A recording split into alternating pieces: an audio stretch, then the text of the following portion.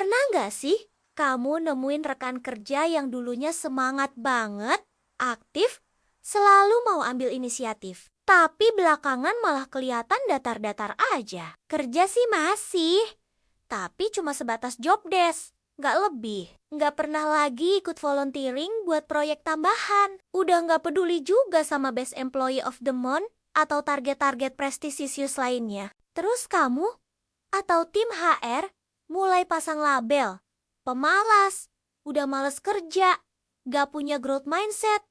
Padahal bisa jadi mereka lagi ngelakuin sesuatu yang sekarang sering disebut sebagai quiet quitting. Quiet quitting bukan berarti mereka resign beneran.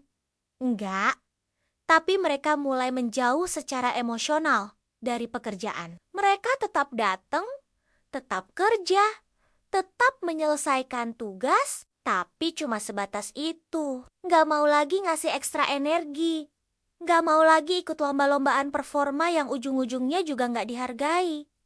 Kenapa bisa gitu? Jawabannya nggak selalu sesimpel mereka nggak niat kerja. Bisa jadi mereka kehilangan motivasi karena kepemimpinan yang buruk, atasan yang terlalu banyak atur ini itu, atau micromanagement, bikin ruang gerak jadi sempit, bikin banyak ide yang tadinya semangat dibagi, sekarang malah disimpan sendiri karena tahu ujungnya nggak didengar juga.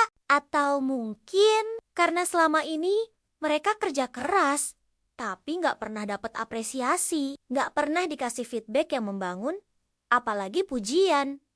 Yang ada cuma koreksi dan revisi. Akhirnya, rasa punya value sebagai karyawan pun makin pudar. Makanya, penting banget buat kita nggak buru-buru menilai seseorang dari performa luarnya aja. Karena bisa jadi, yang kamu lihat sebagai menurun itu adalah bentuk dari kecewanya dia, capeknya dia, dan matinya semangat karena lingkungan yang gak mendukung. Sebagai tim, sebagai atasan, sebagai sesama rekan kerja, kita bisa jadi bagian dari solusi. Tanyakan kabar mereka, hargai kontribusi mereka, dan beri ruang buat mereka berkembang. Karena di balik performa yang menurun, bisa jadi ada seseorang yang dulunya bersinar, tapi sinarnya padam.